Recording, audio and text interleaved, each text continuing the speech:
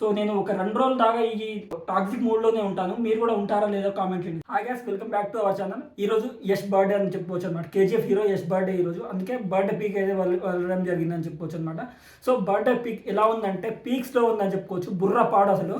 Mind blowing అరాచకం అని చెప్పుకోవచ్చు అనమాట. కేజీఎఫ్ తర్వాత ఇలాంటి మూవీ తీయడం అనేది తను చేసిన ఒక మంచి పని అని చెప్పుకోవచ్చు అనమాట. టాక్సిక్ సినిమా పేరు. స్టోరీ ఎలా ఉందంటే టాక్సిక్ లెవెల్‌లో ఉంది. ఒక విషపూరితం అంటే ఒక డ్రగ్. మీరు చూసే వాళ్ళకి ఒక డ్రగ్ అడిక్ట్ అయిపోతారు. ఈ మూవీకి కేజీఎఫ్‌కి ఎలా అడిక్ట్ అయ్యారో ఈ మూవీ కూడా మీరు అలానే అడిక్ట్ అవుతారని చెప్పుకోవచ్చు అనమాట. ఆ లెవెల్‌లో ఉండడం జరిగింది. ఇలాంటి మూవీ తను చేయడం అనేది తనకు ఒక బెంచ్ మార్క్ అని చెప్పుకోవచ్చు అనమాట. సో కేజీఎఫ్ ఎలా అయితే బెంచ్ మార్క్ అయిందో ఈ మూవీ కూడా అలానే బెంచ్ మార్క్ అవుతుంది. సో ఈ మూవీ డైరెక్టర్ చేసిన వాళ్ళు ఎవరో కాదు, ఒక మహిళ అని చెప్పుకోవచ్చు అనమాట. గీతూ మోహన్ దాస్. ఈమె ఫెయిరీ డైస్ అనే ఒక మూవీ అయితే తీయడం జరిగింది నవాజుద్దీన్ సిద్దికీతో. సో ఆ మూవీకి సినిమాటోగ్రాఫర్ బెస్ట్ నేషనల్ అవార్డు అయితే వచ్చిందని చెప్పుకోవచ్చు సినిమాటోగ్రాఫ్‌లో. తర్వాత so best national award director కూడా వచ్చిందని చెప్పుకోవచ్చు. ఈ మూవీతో కూడా ఈసారి హీరోకి మరియు డైరెక్టర్కి ఇద్దరికి నేషనల్ అవార్డు పక్కా అని మనకు తెలుస్తుందన్నమాట. సో ఈ స్టోరీలో పోతే ఇది ఒక యాక్షన్ అండ్ అడ్వెంచర్ మూవీ అని చెప్పుకోవచ్చు. సో ఈ మూవీ అయితే నాకు నెక్స్ట్ లెవెల్ పీక్స్లో ఉండబోతుందని తెలుస్తుంది. కేజీఎఫ్ కాదు, కేజీఎఫ్ అమ్మ మొగుడు ఇది. సో కేజీఎఫ్ ఒక నేషనల్ మూవీ, ఇది పాన్ వరల్డ్ మూవీ అని చెప్తున్నాను నేను. అంటే మీరు అర్థం చేసుకోవాలి ఏ విధంగా అరాచకాన్ని సృష్టించబోతున్నాడు.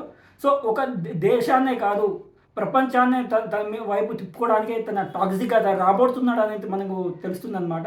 సో ఈ మూవీ నెక్స్ట్ లెవెల్ ఉండబోతుంది. సో యాక్చువల్గా ఏముందంటే దీంట్లో నేషనల్ లెవెల్ కాదు, నేను పాన్ వరల్డ్ పోవాలనుకున్నారు. సో ఈ మూవీ తనకు ఒక మంచి మైల్ రాయి అని చెప్పుకోవచ్చు అనమాట.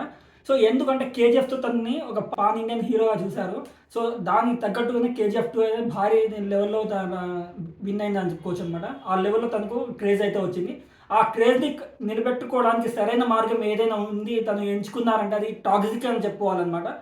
సో ఒక హీరోయిన్ మీద తను అయితే మందుకు పోయడం జరుగుతుందన్నమాట.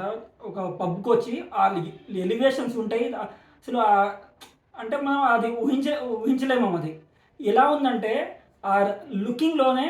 సో మార్కో మూవీ మీరు చూస్తే ఉంటారు ఏ విధంగా ఉందో. ఇది దానికి ట్రిపుల్ ఉండబోతుంది. మార్కోని యాక్సిస్ దింపి దాన్ని అమ్మ మూడు అనిపించుకున్నారనమాట.